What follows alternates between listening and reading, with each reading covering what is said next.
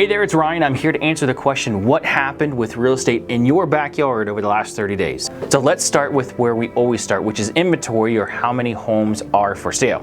Now, according to the National Association of Realtors, existing home sales went down by 5.9% in July, which sounds bad, but stick with me. Now, in that same report, NAR was quoted as saying, home sales may soon stabilize since mortgage rates have fallen, thereby giving an additional boost to purchase power for home buyers. Now, since they released that report, home rates have shot back up. So this means that we are reaching the point where there are enough homes for sale, fewer buyers to compete with, and mortgage rates that are kind of flattening. So which means that we are reaching a sweet spot for home buyers. Now remember, we are approaching the time of year where the market naturally slows down due to the holidays. Now typically this happens around mid-November. So if you're considering selling your home, you will have more buyers available now versus at the end of the year. We're still seeing that time on market continues to increase as sellers are working to find that sweet spot for the asking price. Homes that are priced right are selling in a normal time frame versus overpriced homes are sitting longer and longer. For example,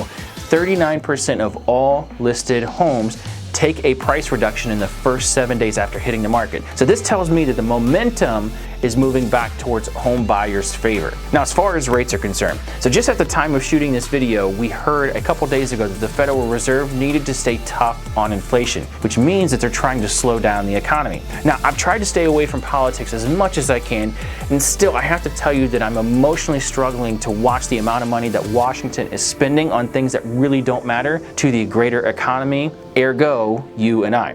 When the government has a project or a bill they want to pass that costs money, they use taxpayer money to pay for it. Now, if they don't have the money, they either borrow it from another country, debt, or print more money. So if you understand the supply and demand relationship, the more of anything there is in circulation, the less each unit is worth. Example, so if the government prints more money, each dollar you own is worth less. This is called inflation.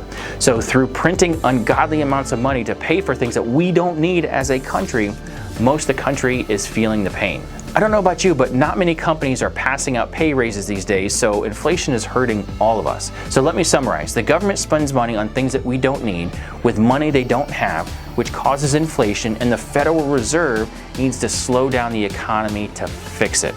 So this seems like a crappy game that you and I end up getting stuck with the bill in the end. So just as a reminder, the Federal Reserve has no bearing on interest rates for mortgages. However, when they pull the strings for raising or lowering rates on their side, it affects the greater economy, which does move mortgage rates up and down. So this might be the only time you hear me talk about politics. I try to avoid talking about it as much as I can because I want to focus on what I can control. So that being said, we want you to sleep well at night and we want you to win. So if there's anything with your finances you want to talk through or are stuck with, just please ask. There is no judgment because we're all going through this together. I look forward to hearing from you, but until then, I'll see you in October.